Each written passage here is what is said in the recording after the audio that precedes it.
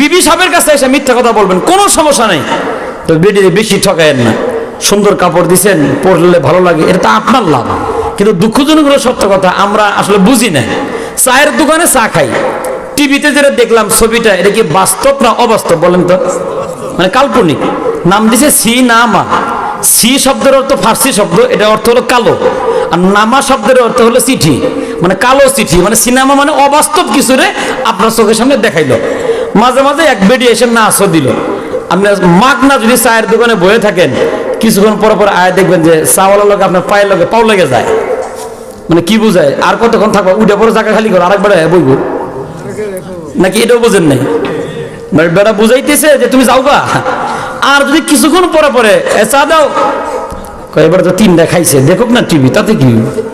তাহলে আপনি যে অবাস্তব টিভি দেখলেন, আর এক বেডির নাচ দেখলেন, বাস্তব দেখলেন না অবাস্তব?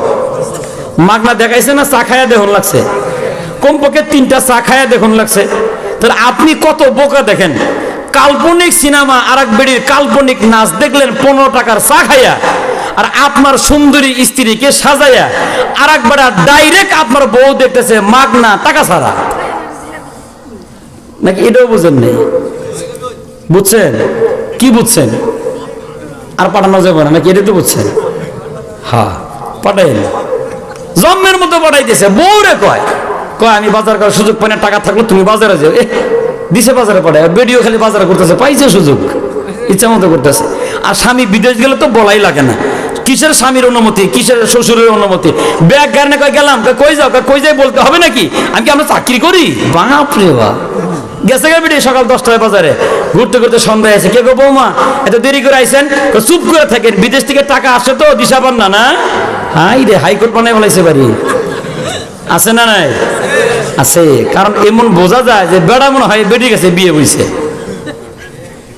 মনে রাখবেন, যে মহিলারা বাজার করে বেশি ঘুরে বেড়ায় বাজারে, মনে করবেন ওর বাড়িতে সমস্যা, মানে ইঞ্জিন দুর্বল, মানে কন্ট্রোলিং ক্ষমতা নাই,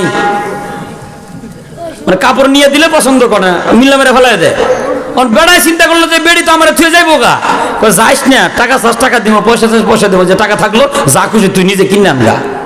আর এক বেড়া টাটকা, আপনার বউ দেখলো মাগনা, বাস্তব দেখলো, টাকা দিয়ে না টাকা ছাড়া, কথা কয় না।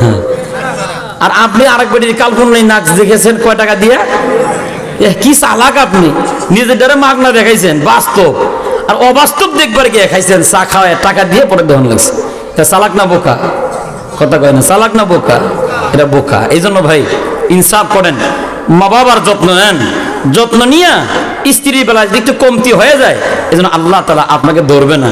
মিথ্যে বলেন আর যেভাবেই হোক এই গোডাউনটা ঠিক রাখেন, যাতে সংসারে ঝামেলা না হয়, তাহলে দেখবেন এই ঘরটাও সুন্দর হবে। স্বামী স্ত্রী ঝগড়া হতেই পারে, বউ শাশুড়ি ঝগড়া হতেই পারে, রাত্রিবেলা বউর কাছে যায় কইবেন যে আম্মা যায় দেখ কান্তাছে, তোর লাগে ঝগড়া হলো, মায়া আমারে কইতেছে যে আমি তো ভুল করে ফেলাইছি। বউরে কেমনে কই, অথচ কোনো আলাপই নেই, বউর কাছে মিথ্যা কথা কয়। পরে সকালে দেখবেন বউ শাশুড়ি মিল হয়ে গেছে গা। হাদিস আসছে এইভাবে মিলিয়ে দিলে ওই স্বামীর আমল নামায় সদগার সওয়াব লেখা হয়। সুবহানাল্লাহ। এজন্য মা বাপ এরকম একটা নিয়ামত, এদের প্রতি ইনসাফ করতে গিয়া বউয়ের উপর যদি বেইনসাফ হয়, ওরে বুদ্ধি দিয়ে সুন্দর করে বুঝে যদি গোছায় নিতে পারেন, এজন্য আল্লাহর দরবারে আপনি আসামি হওয়ার সম্ভাবনা।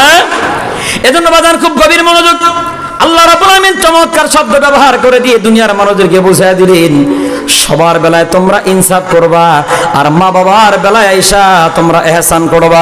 ইহসান কি বুঝ